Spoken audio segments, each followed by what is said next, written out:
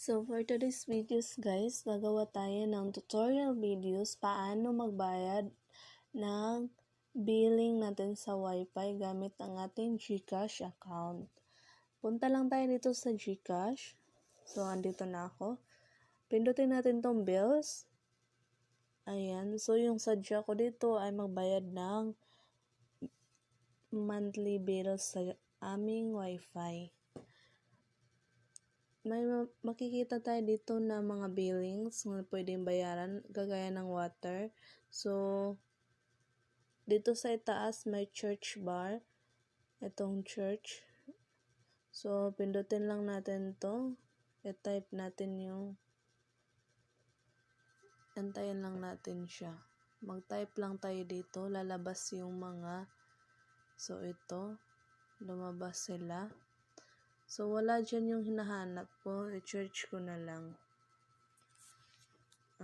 Converge ICT. So, ayan yung hinahanap ko. So, may ano dito nakalagay na amount. Kung magkano yung babayaran ko, Philippines money.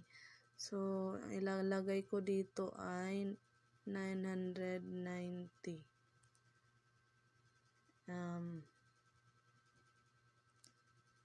Sige na lang. Ganyan na lang. 990. So, ayan yung amount na nilagay ko. Tapos, you will be charged a service fee of 10 pesos. So, ayan, pinasobrahan ko na lang konti. So, para sarado 1,000 yung babayaran natin. So, ayan, 990. Kayo kung ano yung, kung magkano lang yung babayaran nyo. Tapos, ilagay nyo lang dyan sa amount, sa Philippines money.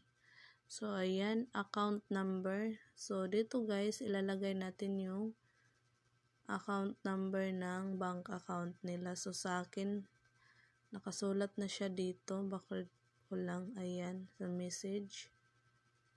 Copy-paste ko lang yan yung.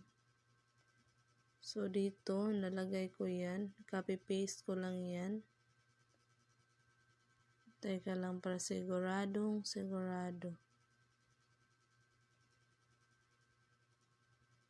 Saan na nga ba yun? So, ito pala yung babayaran ko, no? Noon. So, 900. Buti na yung sumobra kaysa kumulang. Paulit-ulit baka maputulan pa kami. So, ayun, pinasobrahan ko na lang. So, sakto yung number, guys. Binalikan ko lang para walang 16, 8, 4 na 0, 32, 98, 60, 17, 98, 17. So, ayun, sakto siya. So, ang ano dito, account name, Chris.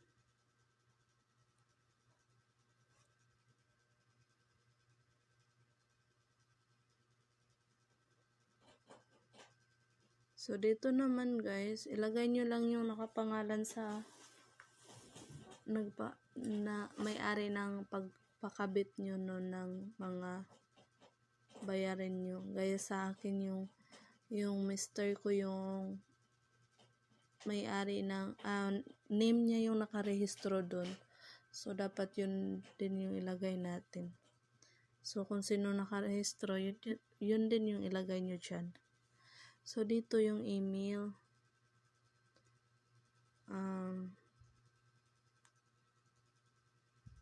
So, ito yun. Katam ko YTG. Yan yung parati ko ginagamit every time na nagbabayad ako. So, ano na kasi ngayon, late night na kaya hindi ko, kaya sinisigurado ko talaga na sakto yung mga nilagay natin dito. So, ayun lang guys. Pindutin lang natin tong next para ma-send na natin to.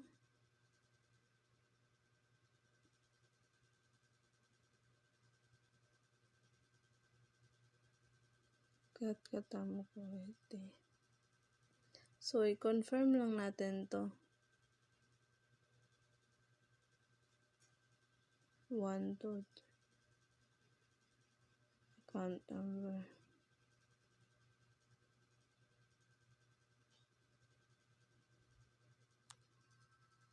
So, ayan, wait lang ha. So, i-confirm lang natin.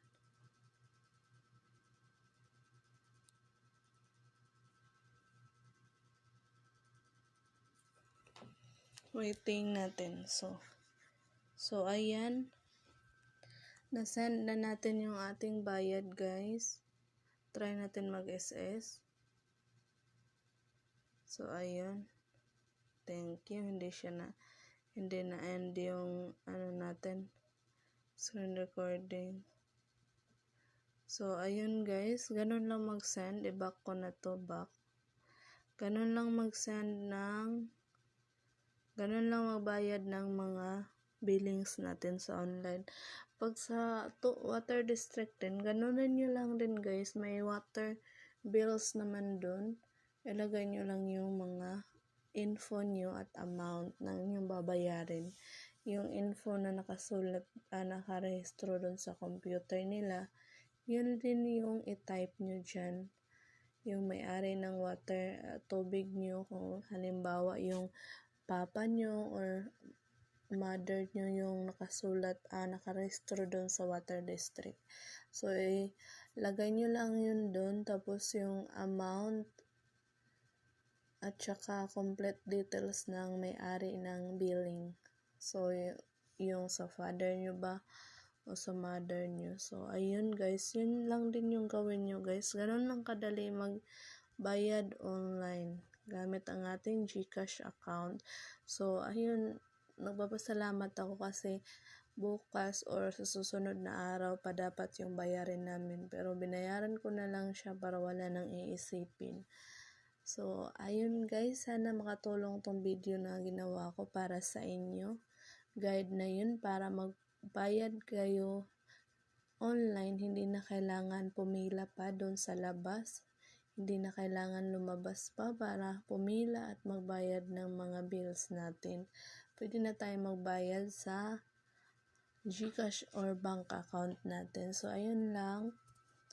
God bless us all. Maraming salamat. Kung nakatulong or nagustuhan nyo tong video na to, please do like and subscribe. Mag-iwan na din kayo ng comment kung may gusto pa kayong ipagawang tutorial videos para aking magawan ng video.